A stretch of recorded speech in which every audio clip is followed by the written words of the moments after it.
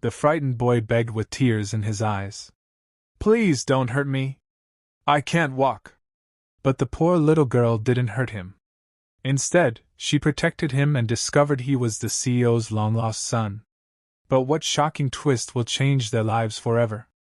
Before we dive into the story, drop a comment below and tell us where you're watching from. Enjoyed the story? The rain fell like bullets on the dark Seattle streets, each drop echoing through the empty alleyways where 8-year-old Lily had learned to survive. Her golden hair, matted and tangled, clung to her face as she huddled under a torn cardboard box behind Murphy's Diner, clutching the half-eaten sandwich she'd found in the dumpster. Most nights, Lily stayed invisible. That was the rule of the streets. Don't be seen, don't make trouble, don't trust anyone. But tonight, something made her look up. At first, she thought it was a wounded animal, the way the sound pierced through the rain. But as she peered around the corner, her heart nearly stopped. It was a boy, maybe 12 or 13, dragging himself across the wet pavement. His clothes were torn, his face covered in bruises, and his legs, something was terribly wrong with his legs. Please! His voice cracked with terror. Please don't hurt me. I can't walk. Lily should have run. Every instinct screamed at her to disappear into the shadows. On the streets, you learn fast. Other people's problems became your problems, and problems got you killed. But something in his voice, the raw fear and desperation, froze her in place. I'm not going to hurt you, she whispered, stepping into the rain. The boy's eyes widened, wild with panic. He tried to crawl backward, whimpering. No, please, they'll come back. They always come back. Hey, it's okay. Lily held up her small, dirty hands. I'm just a kid like you. See? He stared at her, his entire body trembling. Blood mixed with rainwater, trailing from cuts on his arms. His eyes, those desperate, haunted eyes, looked like they'd seen things no child should ever see. What's your name? Lily asked softly, kneeling in a puddle beside him. He opened his mouth, then closed it, as if he'd forgotten. Max, he finally whispered. I'm Lily. Can you tell me what happened? Max shook his head violently. They'll find me. They always find me. I've been. His voice broke. So long. I just want to go home. Something inside Lily's heart cracked. She knew what it felt like to be alone, to be scared, to have nowhere to go. She'd been living on these streets for 2 years, since her foster parents kicked her out for being too much trouble.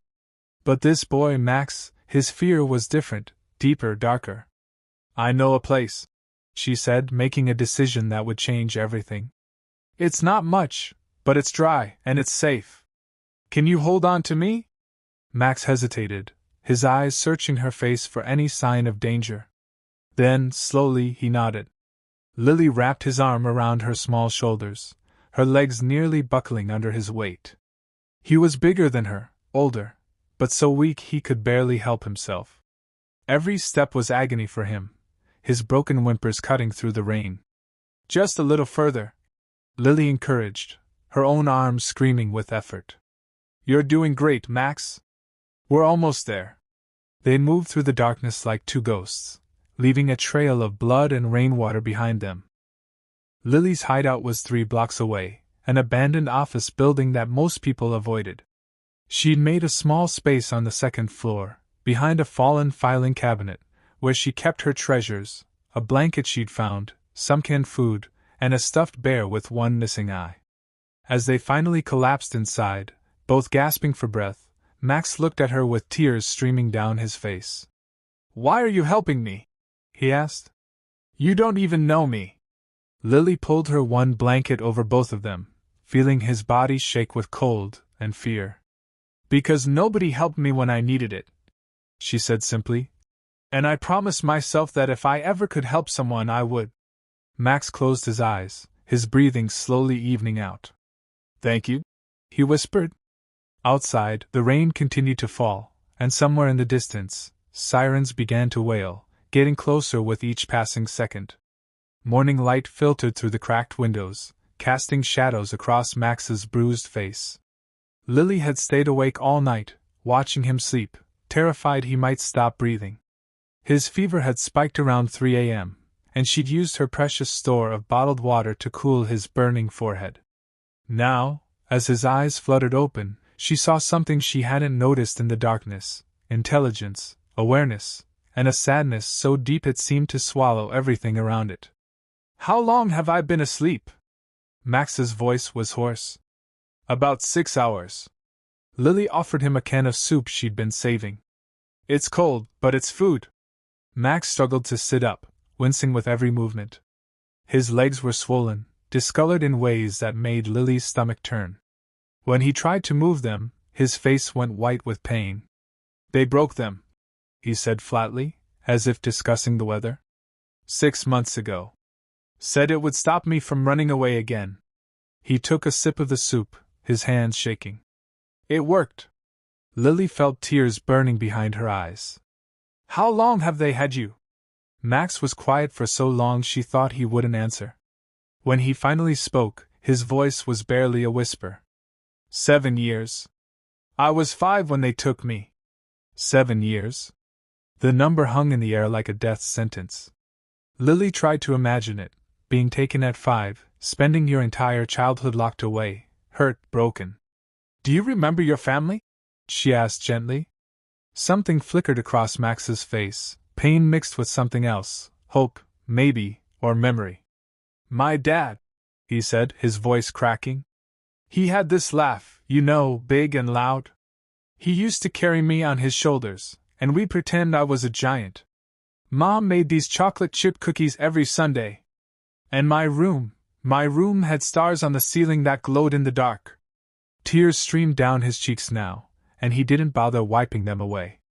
"They told me my parents didn't want me anymore, that they'd paid the ransom but decided to keep the money instead, that I was too much trouble, too expensive to keep." He looked at Lily with eyes that had seen too much darkness. "I stopped believing them about a year ago, but by then I couldn't remember my last name anymore. Couldn't remember our address. All I had left was my dad's face and my mom's cookies." Lily moved closer, taking his hand in hers. "What made you escape?" Max's jaw tightened. "I didn't escape. Not really. They were moving me. Said they had a new buyer, someone who wanted a kid who couldn't run." His voice turned bitter. "Apparently I'm worth more broken.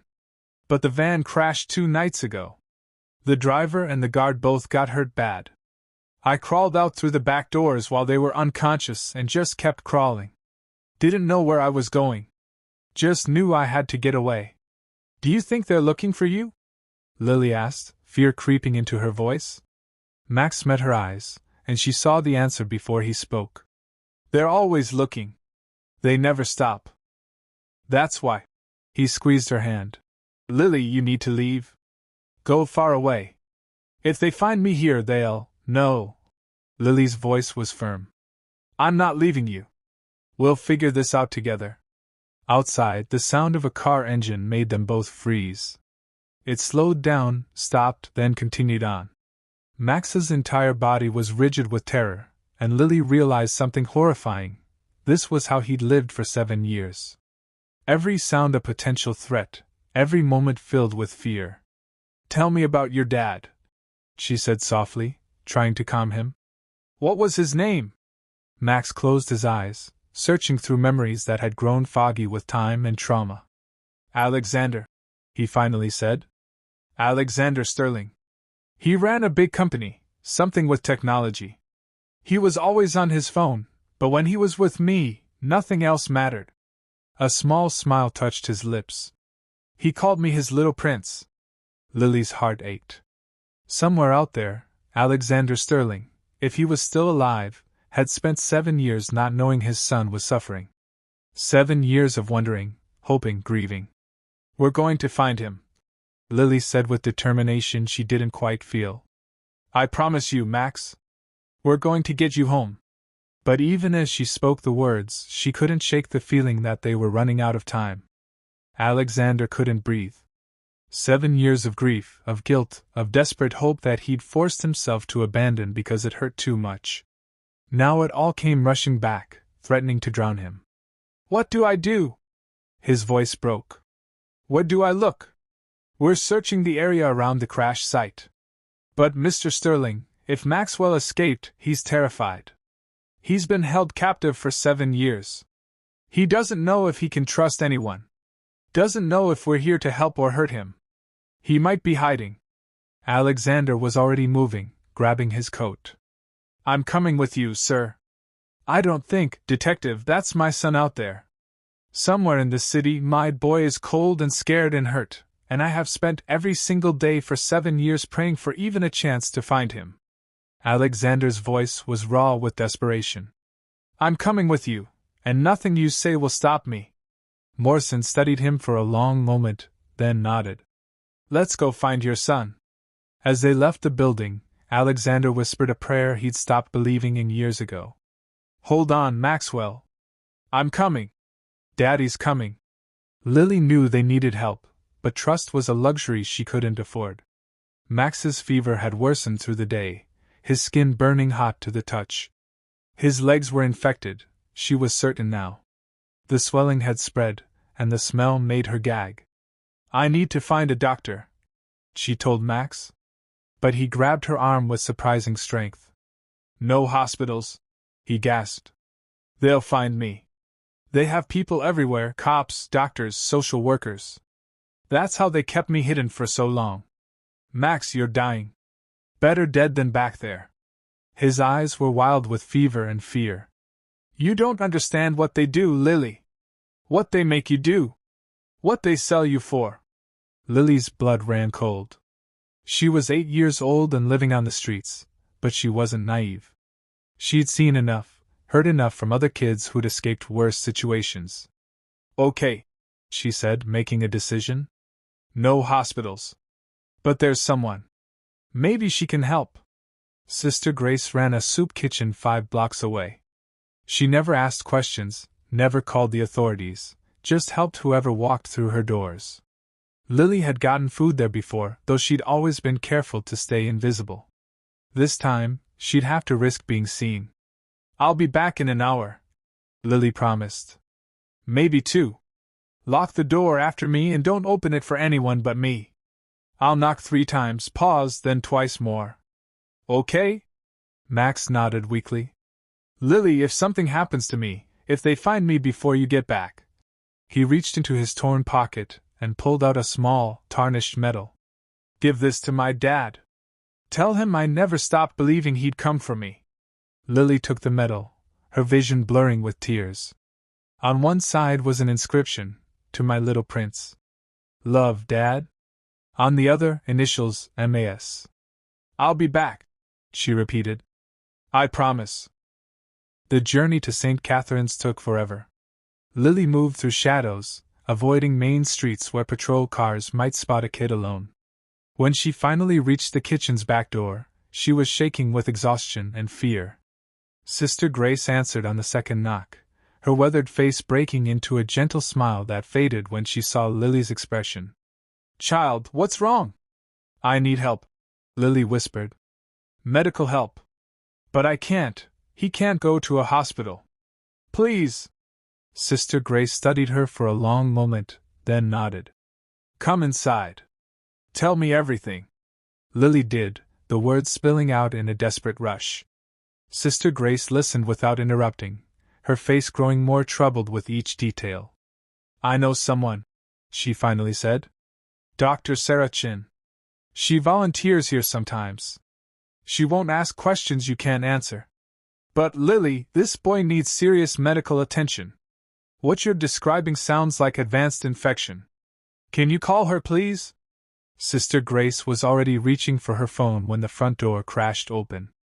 3 men stormed in, large, dangerous, with eyes that scanned the room like predators hunting prey.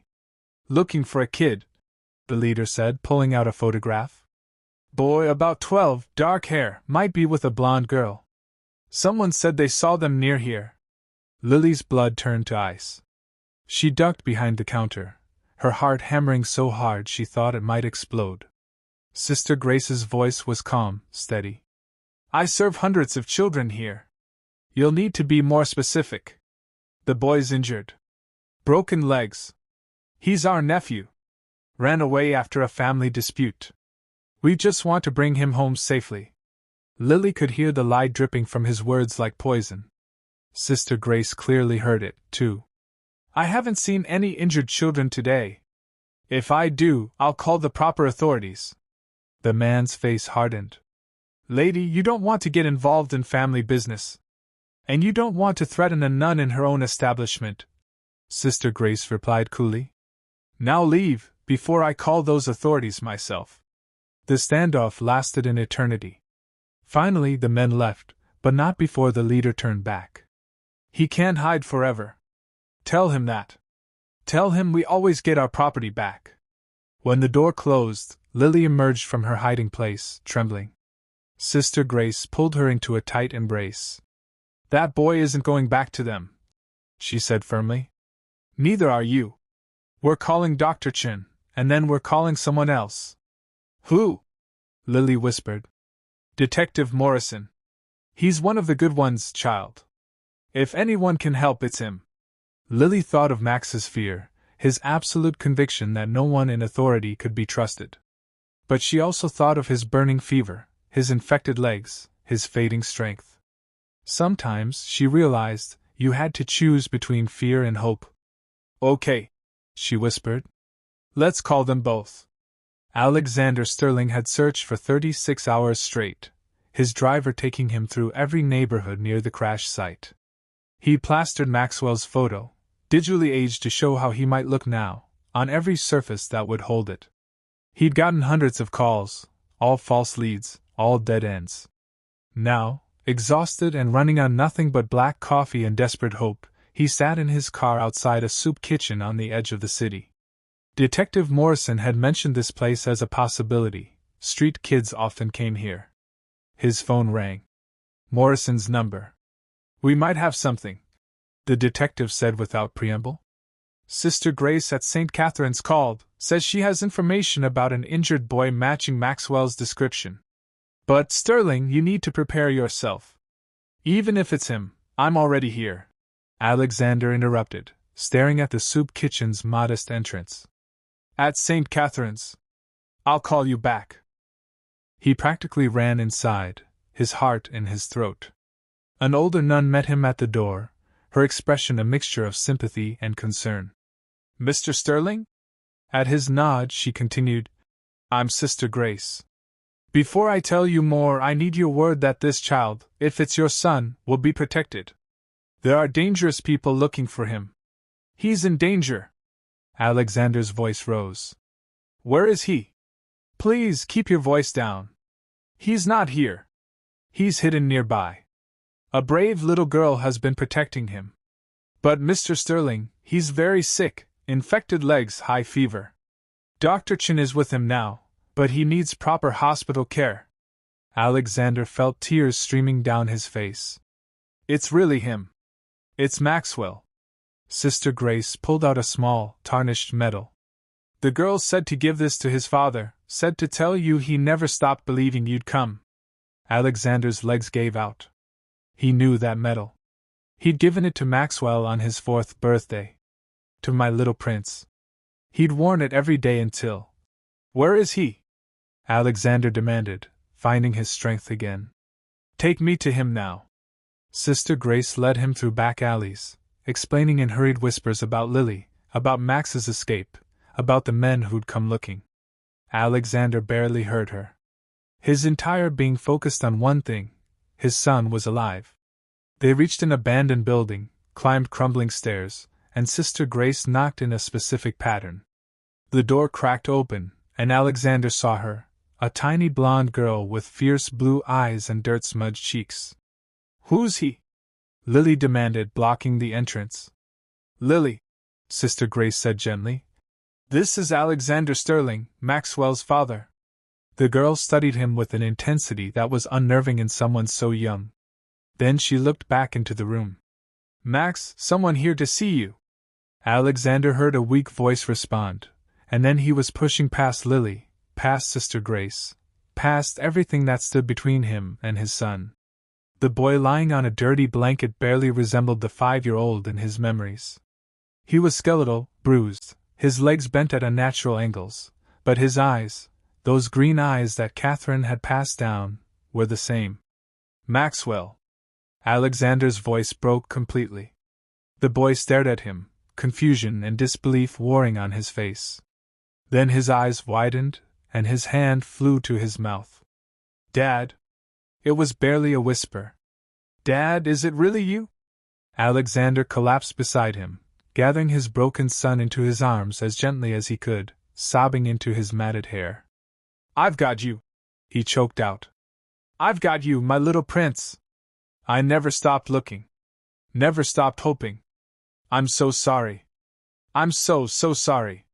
Maxwell was crying too, his thin arms wrapping around his father with desperate strength. You came. You came for me. They said you wouldn't, but you came. Dr. Chen stepped forward quietly. Mr. Sterling, your son needs immediate hospitalization. The infection is severe. No. Maxwell's panic was immediate. No hospitals. They'll find me there. Alexander held his son's face in his hands. Maxwell, listen to me. I have the best security team in Seattle, the best lawyers, the best everything. No one will ever take you from me again. I promise you. I swear on your mother's memory. You are safe now. Maxwell searched his father's face, looking for any sign of deception. Then, slowly, he nodded. But as they prepared to move him, Lily caught Alexander's arm. Mr. Sterling, those men, the ones looking for him, they said something. They said, we always get our property back. They're not going to stop. Alexander looked at this tiny, fierce girl who'd saved his son when the world had failed him. Let them try, he said quietly, his voice filled with cold fury. They took 7 years from us. I'll spend the rest of my life making sure they pay for every single day. The private wing of Seattle General Hospital had never seen security like this. Alexander had hired an entire team of ex-military bodyguards, each one personally vetted. Maxwell's room was on the top floor with only one entrance, and cameras covering every angle. And yet Maxwell couldn't sleep. Lily sat beside his hospital bed, refusing to leave despite nurses' protests. Alexander had to intervene, insisting she stay. This small girl had done more for his son than the entire Seattle Police Department. Tell me about them, Alexander said quietly. It was 3 a.m., and Dr. Chen had finally gotten Maxwell's fever under control. His legs were in surgery tomorrow. They'd try to repair the damage, though the doctors warned the outlook was uncertain. Maxwell's hand tightened on his father's. Dad, you don't want to know? Yes, I do. Alexander's voice was gentle but firm. Son, I need to understand what happened to you, who took you, where they kept you, everything. Maxwell was quiet for so long Alexander thought he wouldn't answer. Lily squeezed his other hand encouragingly. Finally Maxwell spoke. There were 3 of them that day in the backyard. They'd been watching our house for weeks, they said later. Knew Mom's schedule. Knew when you'd be at work. They grabbed me while I was playing with my trucks by the fence. His voice was flat, emotionless, the tone of someone who'd relived the memory too many times. Put something over my face that made everything go black. Alexander felt sick but forced himself to listen. When I woke up, I was in a basement. Concrete walls, no windows. There were other kids there, maybe 6 or 7, all around my age. They told us we were orphans now, that our parents had abandoned us. Maxwell's voice cracked. The ransom was just a test, they said. To see if we were worth keeping. And when your parents pay, then decide they don't want you back anyway, you know you're worthless. Maxwell, that's not, I know that now, Dad. But I was 5. For years I believed them. Lily wiped tears from her eyes, and Alexander saw his own anguish reflected in her young face. They moved us every few months. Maxwell continued. Different basements, different warehouses. They showed us to buyers, people who wanted kids for different reasons. Some wanted workers, cheap labor for farms or factories. Some wanted. He couldn't finish the sentence. but Alexander understood, and his rage grew. I was lucky in a sick way. Mr. Graves, that's what we called the leader, said I was high-quality merchandise, educated, good-looking enough, young enough to be properly trained. He kept raising my price, waiting for the right buyer. Maxwell's face twisted with bitter irony. My value went up when I tried to escape the first time. Showed spirit, he said. How many times did you try to escape? Lily asked softly. 4 times in 7 years. Each time, the punishment got worse. The last time was 2 years ago. That's when… Maxwell looked at his father, shame flooding his features. That's when I gave up. Stopped fighting. Just survived. Oh, Maxwell. Alexander pulled his son close, careful of his injuries. You did what you had to do. You survived. That's not giving up. That's being strong. But Dad, that's not all. Maxwell's voice dropped to a whisper. 6 months ago, something changed. Mr. Graves started talking about a final sale. Said he'd found the perfect buyer, someone who specifically wanted damaged goods. Someone who paid extra for kids who couldn't run. The room went cold. They broke your legs on purpose. Alexander's voice was deadly quiet. Maxwell nodded. Mr. Graves said it would triple my value, make me manageable. The buyer was supposed to pick me up in 3 days. That's why they were transporting me when the van crashed. Alexander stood, pacing the room like a caged lion. Morrison needs to know this. Every detail. We're going to find these people, Maxwell. Every single one of them. Dad, you don't understand. Mr. Graves isn't just some street criminal. He has connections, cops, judges, social workers. That's how he stayed hidden for so long. How he moved kids across state lines without being caught. He told us once, bragging, that he had people in positions so high that even if we escaped and told our stories, we'd never be believed. Then we'll make them believe, Alexander said firmly. Maxwell, you're not alone anymore. And neither are those other children. We're going to bring down his entire operation. Lily spoke up, her voice small but determined. Mr. Sterling, those other kids Max talked about, the ones in the basement with him, what happened to them? Maxwell's face went pale. They were sold. All of them. Over the years, one by one, they disappeared. New kids would come, and then they'd disappear, too. I'm the only one who lasted this long. Mr. Graves said it was because I was premium stock. His voice dripped with self-loathing. No, Lily said fiercely. You lasted because you're strong, because you're a survivor, and now you're going to help save the others. Alexander looked at this remarkable little girl, orphan, homeless, with every reason to be bitter and selfish, who'd risked everything to save a stranger. An idea was forming in his mind, but that was for later. Right now, his son needed him. Maxwell, tomorrow, after your surgery, Detective Morrison is coming with a full task force. You're going to tell them everything you just told me, every detail you can remember about the locations, the people, the buyers. And then we're going to systematically destroy everyone who hurt you.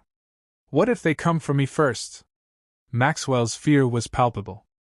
Mr. Graves never leaves loose ends. Alexander sat back down, taking both his son's hands in his. Then they'll have to go through me. And son, I promise you this, I failed to protect you once. I will die before I let that happen again. Outside the hospital room, in a car parked across the street, a man watched through binoculars. He picked up his phone and dialed. Yeah, it's me. Found the kid. He's at Seattle General, private wing top floor. Sterling's got security, but nothing we can't handle. A pause. I understand. Retrieval and elimination. The kid and anyone who knows too much. Another pause. What about the girl? The voice on the other end was cold and final. No witnesses, no evidence. Clean sweep. The man smiled. Understood. Consider it done. The attack came at 4 a.m., precisely when hospital staff changed shifts, and security was most vulnerable. Alexander had fallen asleep in the chair beside Maxwell's bed, one hand still holding his son's. Lily was curled up on a small cot the nurses had brought in, her breathing soft and even. The first indication something was wrong came from the security guard posted outside, a muffled thump, then silence. Marcus Hayes, Alexander's head of security and former Navy SEAL, was in the hallway getting coffee when he saw the guards slump against the wall. 3 men in hospital scrubs moved swiftly toward Maxwell's room, and Marcus recognized the calculated movements of trained operatives. He didn't hesitate. Pressing the emergency button on his radio, he moved to intercept. Code red. Code red. Top floor. Multiple hostiles. Inside the room, Alexander jerked awake at the sound of scuffling. Through the door's window, he saw Marcus fighting 2 men while a third reached for the door handle. Maxwell, Lily, under the bed now! Alexander's voice was urgent but controlled. He'd spent the last 36 hours preparing for exactly this scenario. The door burst open, and a man with cold eyes stepped through, a syringe in his hand. Nothing personal, Sterling. Just business. Alexander stood between the intruder and the bed where his son and Lily were hiding. You're not touching them. The man smiled. What are you going to do? You're a CO, not a fighter. Step aside, or you'll die with them. Then I'll die with them. The man lunged forward, but Alexander was ready. Years of boxing at his private gym hadn't been just for fitness. He caught the man's wrist, twisting it hard enough to make him drop the syringe, then drove his knee into the attacker's stomach. The fight was brief but vicious. Alexander took a knife slash across his forearm but managed to slam the intruder's head against the wall hard enough to leave a dent. In the hallway, Marcus had subdued one attacker and was grappling with the second when hospital security and police finally arrived, alerted by the emergency call. It was over in 3 minutes. But as they zip-tied the attackers and called for backup, Detective Morrison arrived with news that made Alexander's blood run cold. Sterling, these men aren't the only team. We intercepted communications. There are 2 more groups, one heading to your home, one to your office. Alexander's face went pale.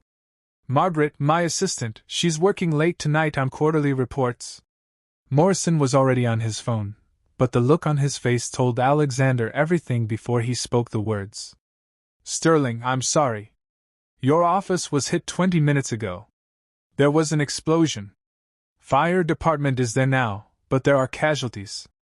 Alexander felt the world tilt. Margaret had worked for him for 15 years. She'd known Maxwell as a baby. She'd cried with him when Maxwell was taken. How many? His voice was hollow. 3 confirmed dead. Margaret Johnson, 2 security guards. Alexander stumbled back against the wall, grief and rage roaring inside him. These people, Mr. Graves and his organization, weren't just criminals. They were terrorists, willing to kill anyone who got in their way. Maxwell emerged from under the bed, his face stricken. Dad, this is my fault. They're killing people because of me. No. Alexander pulled his son close, his voice fierce despite the tears on his face. This is their fault, their choice, their evil. And Maxwell, I swear to you, to Margaret's memory, we're going to end this. Detective Morrison stepped forward, his expression grim. Sterling, your son isn't safe anywhere they can find him. We need to move him to a secure location, somewhere off the grid. Where? Alexander demanded. I have a safe house 2 hours north. Federal Witness Protection uses it sometimes. No one outside my immediate team knows about it. We move tonight, now, before they can regroup. Lily tugged on Alexander's sleeve. Mr. Sterling, what about the other kids? The ones Max talked about? The ones who got sold? They're still out there. Alexander looked at this incredible little girl, then at his traumatized son, then at the zip-tied attackers being hauled away by police. Detective, I want immunity deals for anyone who talks. I want task forces mobilized. I want every federal resource you can access. His voice was cold steel. We're not just protecting Maxwell anymore.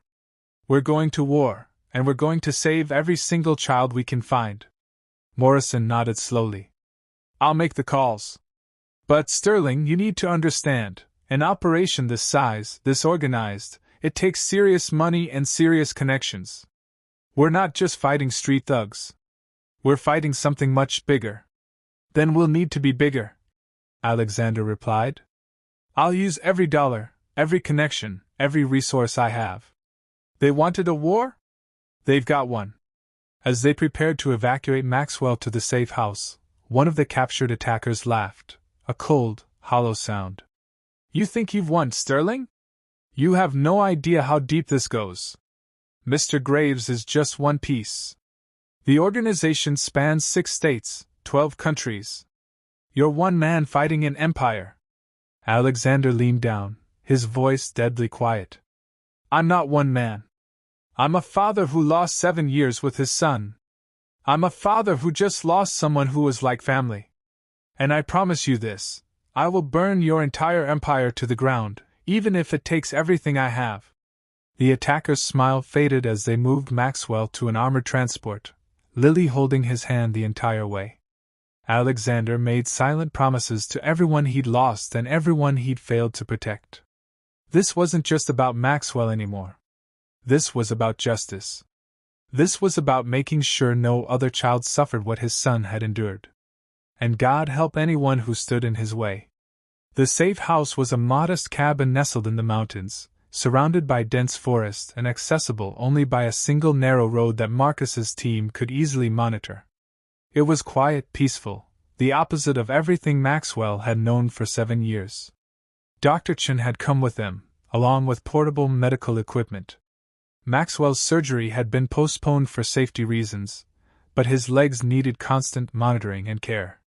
The good news, Dr. Chen explained as she changed Maxwell's bandages, is that with proper treatment, we can manage the infection. The bad news is that the damage is extensive. Even with surgery, you'll likely need extensive physical therapy, possibly permanent mobility aids. Maxwell took the news with the same flat acceptance he'd shown since the hospital. But Lily, sitting cross-legged on the floor beside him, wasn't having it. So, he'll use crutches or a wheelchair. So what? He's alive. He's free. That's what matters. Dr. Chen smiled gently. You're absolutely right, Lily. Over the next week, a routine developed. Dr. Chen managed Maxwell's medical care. Marcus and his team ran security. Detective Morrison came and went, bringing updates and asking more questions. And Alexander tried to figure out how to be a father to a son he barely knew anymore. Tell me about Mom, Maxwell asked one evening. They were sitting on the cabin's porch, watching the sunset paint the sky orange and pink. Lily was inside, helping Dr. Chen inventory supplies. Alexander's chest tightened. What do you want to know? Did she look for me before she died? Every single day. Alexander's voice was thick with emotion. Maxwell, your mother never gave up. She organized search parties, hired private investigators, spent hours on the phone with every law enforcement agency in the country. The cancer diagnosis came 3 years after you were taken. But honestly, I think the grief weakened her first. Did she blame me? What? No, Maxwell, how could you even? Because I was the one who went outside alone. You and Mom told me to stay where you could see me. But I wanted to play by the fence where my trucks could go down the hill. Maxwell's voice broke. If I'd just listened, none of this would have happened. Alexander pulled his son into a fierce embrace. Maxwell, you were 5 years old, a child playing in his own backyard. The only people responsible for what happened are the monsters who took you. Your mother never blamed you. She blamed herself for not being there. I blamed myself for being at work. But the truth is, the only guilty parties are Mr. Graves and everyone who helped him. They sat in silence for a while, Maxwell processing this. Finally, he spoke again. Dad, what happens after? When this is over and they catch everyone? What happens to me? What do you mean? I mean, I'm not the same kid you lost. I don't like chocolate chip cookies anymore. The smell makes me sick because they used to give us cookies before they showed us to buyers, like we were dogs getting treats. I have nightmares every night. I can't sleep without a light on. I'm broken, Dad. What if you don't like who I am now? Alexander felt tears streaming down his face. Maxwell, listen to me. You are my son, not the 5-year-old I lost, not some idealized memory. You, right now, exactly as you are, broken pieces and all. And I don't just like you. I love you, unconditionally, forever. Nothing you could say or do would change that. Even if I can't be normal? There's no such thing as normal. There's just us, figuring out how to be a family again, together. Inside the cabin, Detective Morrison was meeting with Alexander's legal team via encrypted video call. The investigation was expanding faster than anyone had anticipated. We've identified 17 properties associated with Mr. Graves' operation, Morrison explained. Warehouses, residential homes, even a rural compound in Idaho. We've coordinated with the FBI to execute simultaneous raids tomorrow at dawn. How many children? Alexander asked, his voice tight. We don't know yet. Could be dozens. Could be more. Morrison paused. Sterling, you should know, we've also identified several of the buyers from Maxwell's testimony. High-profile individuals, politicians, businessmen, even a judge. When this breaks, it's going to be a media firestorm. Good, Alexander said coldly. I want their faces plastered everywhere. I want them to lose everything, the way I lost my son for 7 years. Lily appeared in the doorway, her expression troubled. Mr. Sterling, can I talk to you? Alexander stepped outside with her, and she immediately looked down at her worn shoes. What happens to me? She asked quietly. When this is over, when Max doesn't need me anymore. Do I go back to the streets? Alexander's heart broke. In the chaos of everything, he'd almost forgotten that Lily was just as alone as Maxwell had been. Lily, look at me. When she did, he saw fear in her eyes, the fear of a child who'd learned to expect nothing good. You saved my son's life. You protected him when no one else could. You showed more courage and compassion than most adults I know. Do you really think I'd let you go back to the streets? But I'm nobody. Just some street kid. You're the girl who gave Maxwell hope when he'd lost everything. You're the girl who risked her own safety to help a stranger.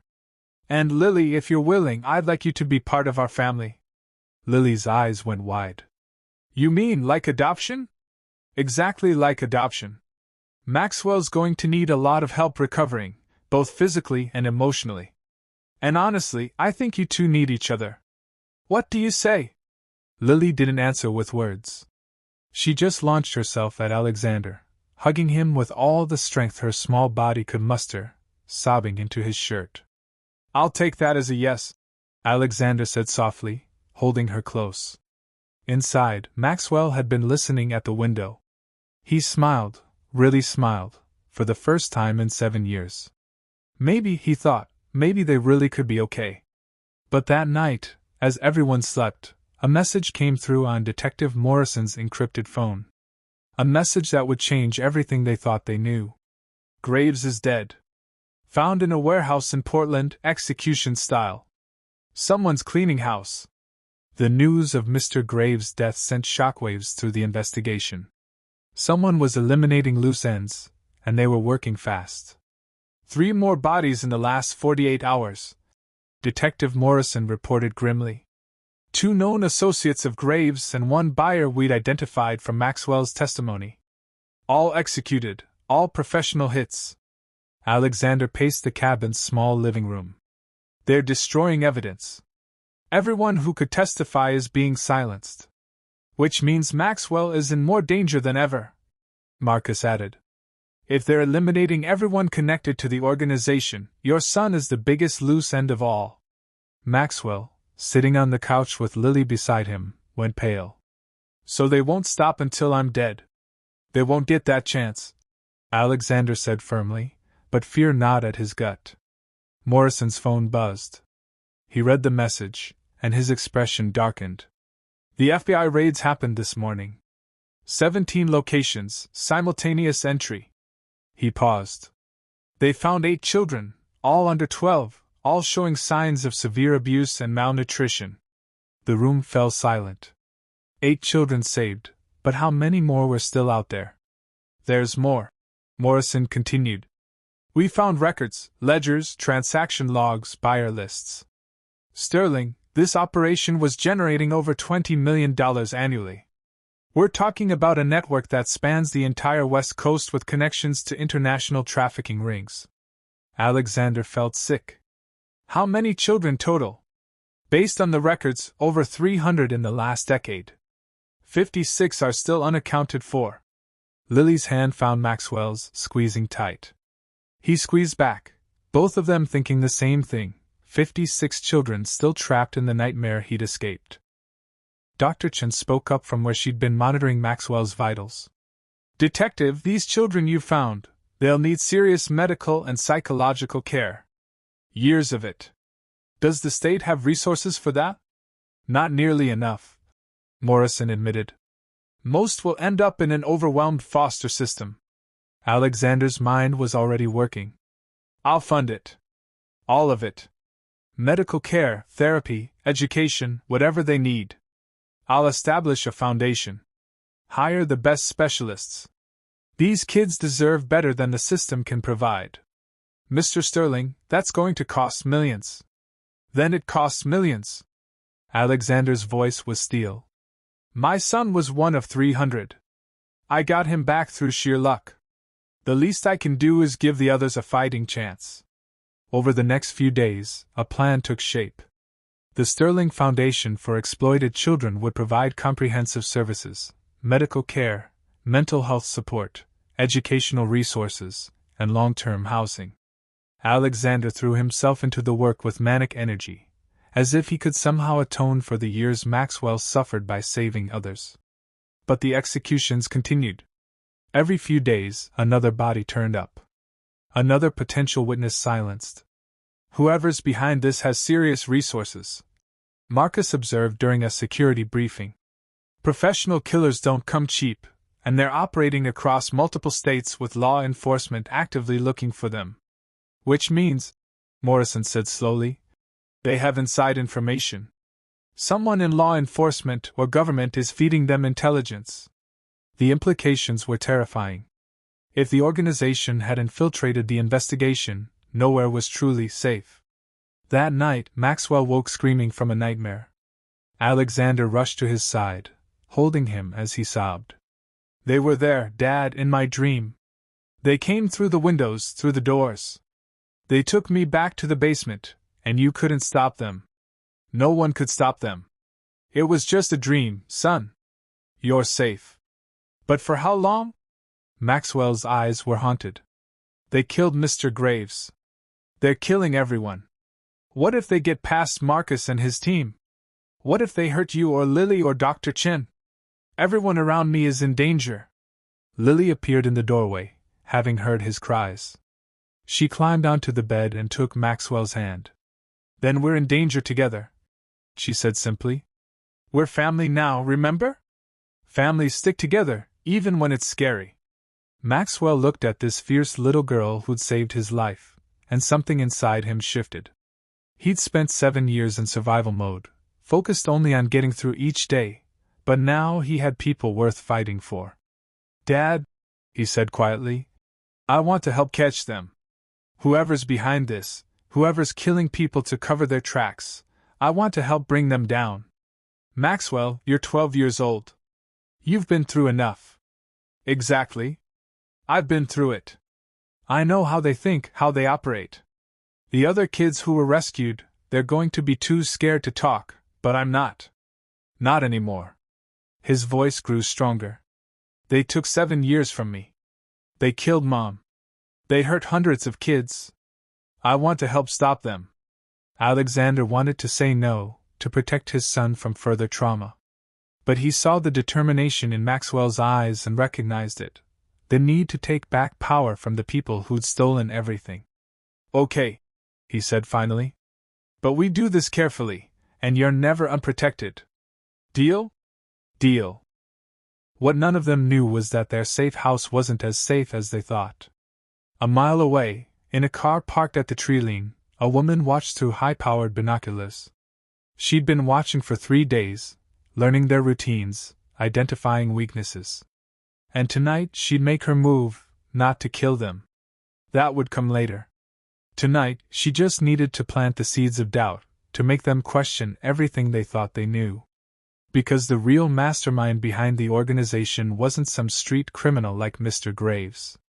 It was someone much closer to home, someone Maxwell and Alexander trusted completely. The revelation came from an unexpected source, one of the 8 rescued children, a 10-year-old girl named Emma, who finally felt safe enough to speak. There was a lady, Emma told the FBI interviewer, her voice small but clear. She came sometimes to check on us. Nice clothes, fancy perfume. She talked to Mr. Graves, gave him papers. The other kids called her the angel because she always smiled. But Emma shuddered. Her eyes were cold. She scared me more than Mr. Graves did. The interviewers showed Emma photos of various women associated with the case. Emma went through them one by one, shaking her head until she reached the 5th photo. She went completely still. That's her. That's the angel. The interviewer's blood ran cold. Are you absolutely certain? Yes. I'd never forget her face. Within an hour, Detective Morrison was racing toward the safe house, his mind reeling. This couldn't be right.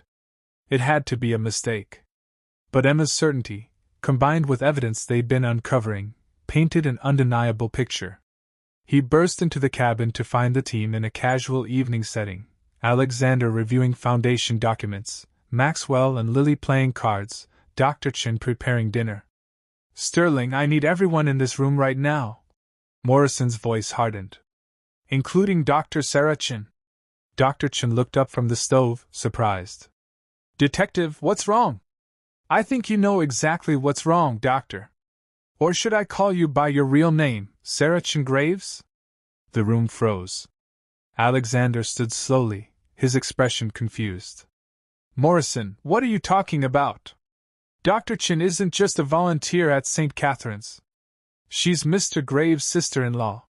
She married his brother 15 years ago, kept her maiden name professionally, and according to Emma, one of the rescued children, she's been involved with the trafficking operation from the beginning. Dr. Chen's expression didn't change, but something in her eyes did. The warmth drained away, replaced by cold calculation. Emma always was too observant for her own good, she said quietly. Maxwell made a strangled sound. This woman had been treating him, caring for him, gaining his trust, and all along she'd been part of the organization that destroyed his childhood. Why?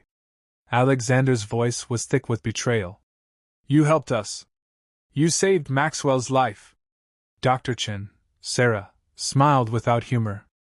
I saved Maxwell's life because a dead child is worthless. A rescued child who trusts me, who depends on me, that's valuable intelligence. She moved toward the medical supplies, her hand reaching for something. Marcus was faster. His gun was out and aimed before she could grab whatever she'd been reaching for. Don't move. Hands where I can see them. Sarah complied unbothered. You can't prove anything. A traumatized child's testimony? My word against hers. Morrison stepped forward, pulling out a tablet. Actually, we can prove everything. When the FBI raided those properties, they found financial records. Payments from the organization to an offshore account in your name. Over $2 million in the last 5 years. Care to explain that? Sarah's composure cracked slightly. Those could be fabricated. They're not. We also found your medical records from the organization. You weren't just providing intelligence. You were certifying children as healthy for buyers, making sure the merchandise was in good condition. How many children did you examine, Doctor? How many did you clear for sale, knowing exactly what would happen to them? The room was silent except for Maxwell's ragged breathing. Lily had her arms around him, both of them staring at Sarah with horror. It was just business, Sarah said flatly. Supply and demand? These were children no one wanted, orphans, runaways, foster kids. The system failed them. We gave them value, purpose. Is that really so terrible? Alexander lunged at her, but Marcus held him back. You're talking about human beings, Alexander roared. Children! My son spent 7 years being tortured because of people like you. Margaret died because of you. Sarah's eyes flickered with something, not quite remorse, but close. Margaret was collateral damage. The attack on your office was never supposed to be lethal, just a warning. But the team got overzealous. Why?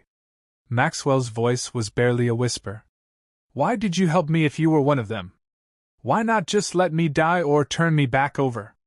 Sarah looked at him, and for a moment, something almost human crossed her face.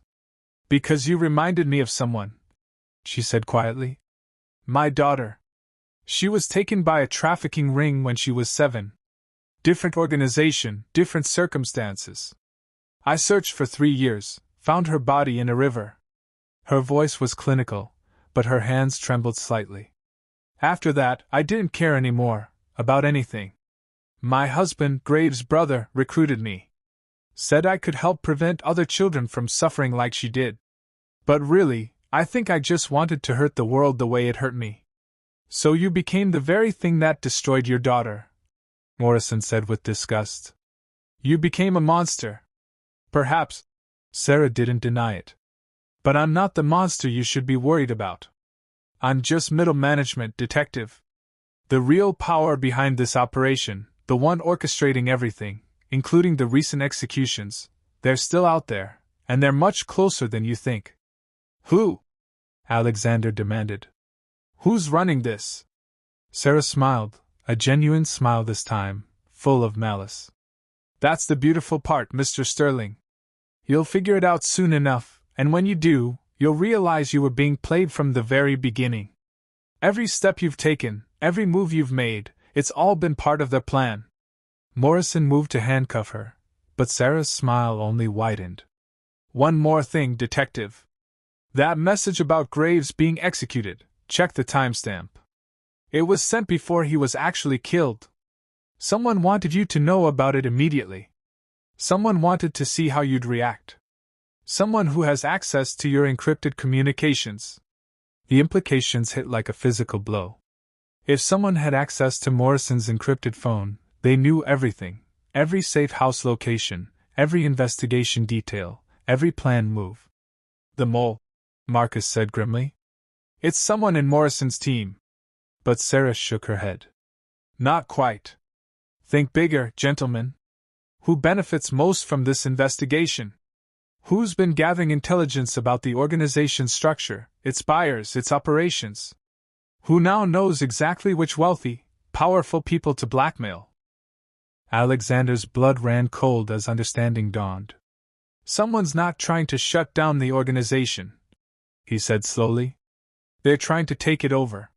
Sarah's smile was triumphant. Now you're getting it. The executions aren't cleanup. They're a hostile takeover.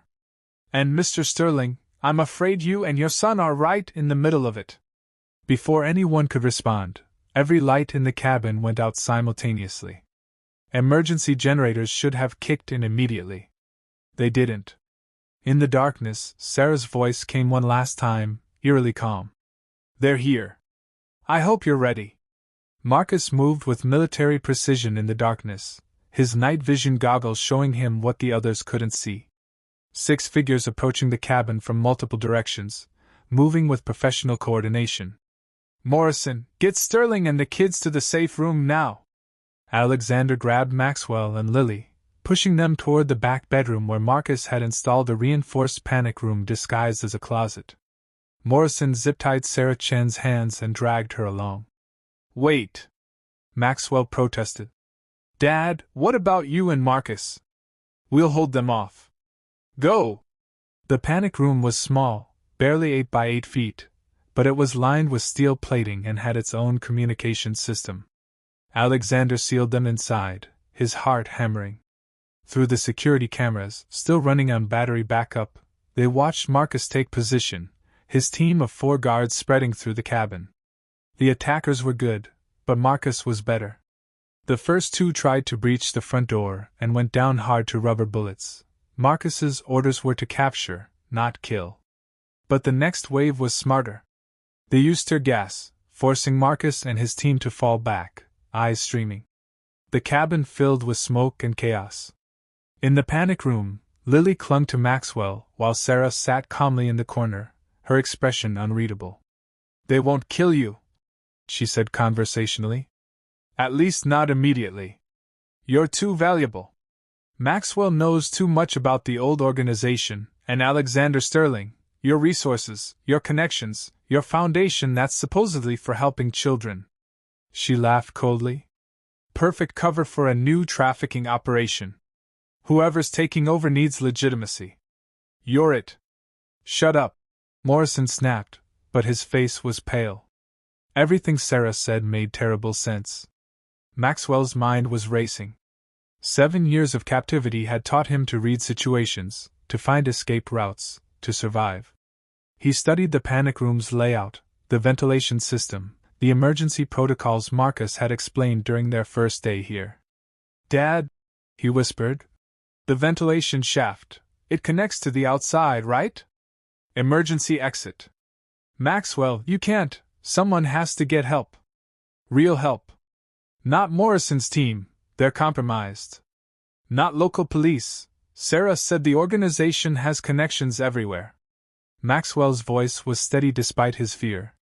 "But there's a ranger station 2 miles north. Federal rangers, not local cops. They can call in real backup." Alexander looked at his son, this brave, broken, beautiful boy who'd survived hell and was still fighting. "You can't walk. Your legs, I can crawl if I have to. I've done it before." Maxwell's jaw was set.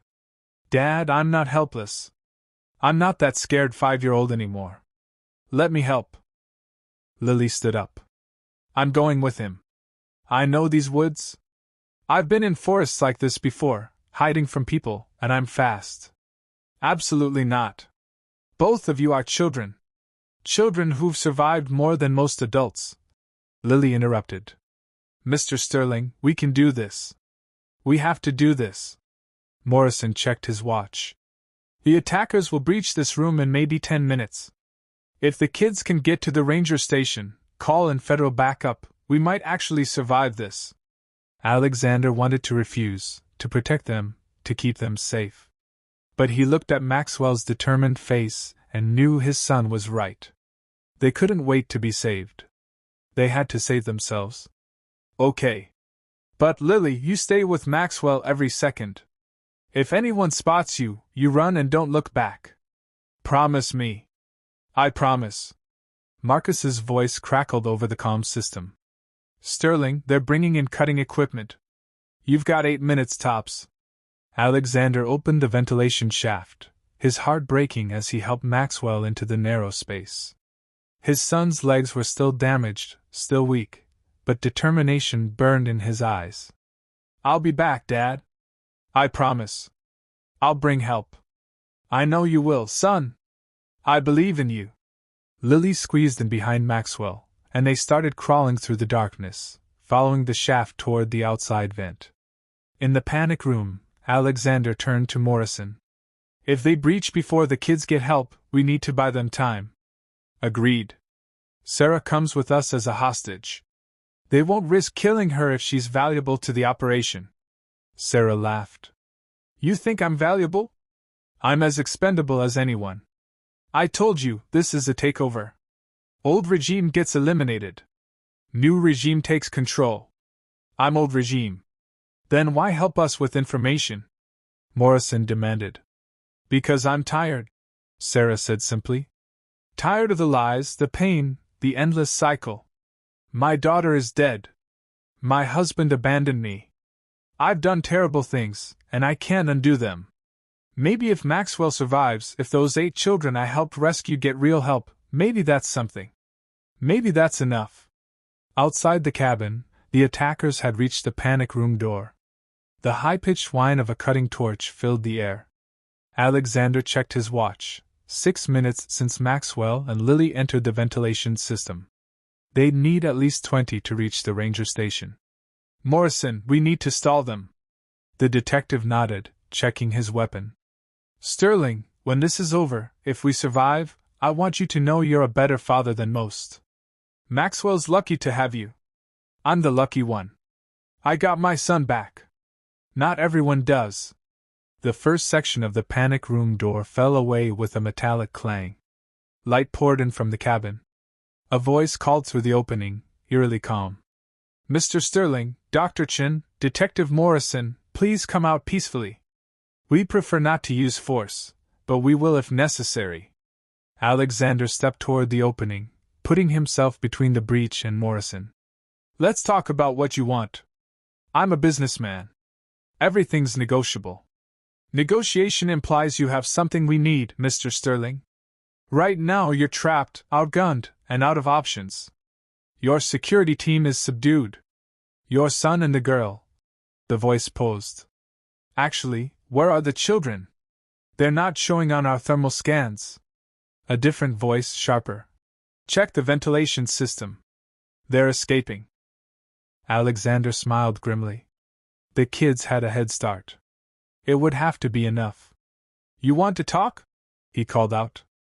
Then tell me who you are. Who's really running this operation? Silence. Then, you'll find out soon enough, Mr. Sterling. In fact, you already know them. You've known them for years. The words sent ice through Alexander's veins. Someone he knew, someone he trusted. The remaining sections of the panic room door were cut away. 6 armed figures in tactical gear stood in the opening, their faces covered by masks. The leader stepped forward, pulling off their mask. Alexander's world tilted. Hello, Alexander, said the familiar face. I suppose we have a lot to discuss. Alexander stared at the face before him. Richard Blackwood, his business partner for 15 years, Maxwell's godfather, his closest friend. Richard? Alexander's voice cracked. This can't be real. Richard smiled, that familiar, warm smile, now twisted with darkness. I'm sorry, old friend, but business is business. Alexander lunged forward, but guards held him. You knew. When Maxwell was taken, when Catherine died, you knew where he was. Not at first. But 6 months after his kidnapping, I discovered Graves' operation and saw opportunity. Your grief made you vulnerable. You signed over Sterling Tech Control without reading the fine print. Richard's voice was cold. A technology company with international shipping, perfect for trafficking. The company, Alexander whispered in horror. It was about the company. At first. Then I realized its true potential. And that foundation you're building, with your reputation managing vulnerable children? Richard laughed. Nobody would suspect. I'd rather die than help you. Then what happens to Maxwell? We have people at the ranger station. He'll be captured within the hour. A gunshot cracked outside. Federal agents! Drop your weapons! Marcus Hayes entered with FBI agents. The ventilation led to a storm shelter with FBI waiting. Maxwell and Lily are safe at headquarters, giving statements. It's over, Blackwood. Richard pressed a gun to Alexander's head. I walk or Sterling dies. Do it, Alexander said calmly. Maxwell survived. He's free. You've already lost. Detective Morrison disarmed Richard swiftly. As agents hauled him away, Alexander stumbled outside into dawn's light. Maxwell and Lily sat wrapped in blankets on a vehicle hood. Maxwell tried to stand but fell. Alexander caught him, holding tight. We did it, Dad! Maxwell sobbed. You saved us, son. Months later, 43 children were recovered. The network was dismantled. Maxwell had 3 surgeries and walked with a limp, but he lived. Lily's adoption finalized. The Sterling Foundation helped over 200 children. On the rescue anniversary, Alexander watched Maxwell sleep peacefully. Love you, my little prince, he whispered.